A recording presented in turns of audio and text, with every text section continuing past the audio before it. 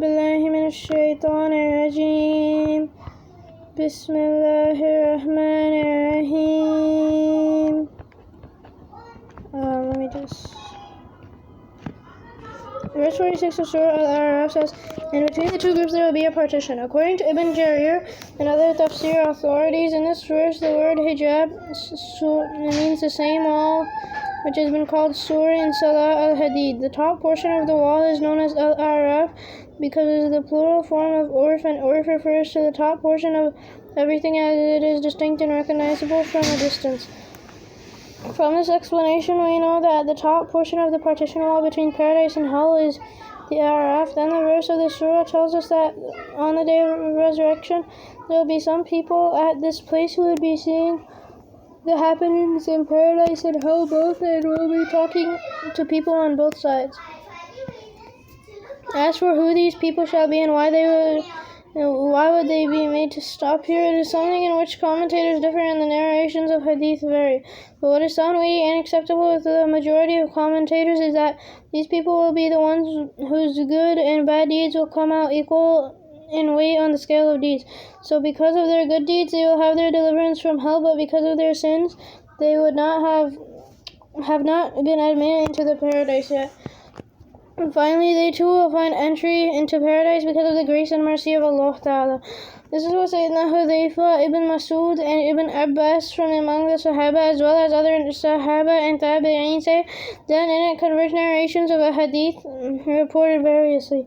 Ibn Jarir reports from Sayyidina Hudhayfa that the Holy Rasulullah sallallahu alaihi wasallam was asked about the people of Araf. He said, "These are people whose good and bad deeds will be equal. Therefore from Jahannam they stand delivered, but in Jannah they have not entered yet." They were stopped at this place of the Araf until the process of accounting of deeds and the judgment is over. Their fate would be decided after that, and ultimately they would be forgiven and admitted into Jannah. There is a narration from Sayyidina Jabir ibn Abdullah reported by Ibn Mardawayh in which it is said that Rasulullah ﷺ was asked as to who were the people of Araf. He said, "They are people who took part in jihad without the pleasure and permission of their parents and laid down their lives in the way of Allah. So the disobedience to parents stopped them from entering into the paradise, and their shahada in the way of Allah stopped them from entering into the hell." The two hadith quoted above have no element of contradiction. Instead of that, this hadith is an example of those whose virtues and vices are equal in the same degree as here. Martyrdom in the way of Allah on one side, and disobedience to parents on the other, the scale is equal. Salam, greetings. Blessed legacy of Rasulullah sallallahu alaihi wasallam. After having gone through the description and definition of the people of Araf, we can now take up the subject of the verse itself, which says that the people of Araf will call out the people of paradise and say, "Salamun alaikum." This word of greeting is also used in our present world when we meet each other. This is offered as a gift, a mark of respect and grace felt for the person so greeted. This is masnoon, a way of sunnah as practiced and recommended to his community by Rasulullah sallallahu alaihi wasallam. This is also said to the dead while visiting their graves. Then it will also be in the form of greeting on the plain of resurrection and in paradise as well.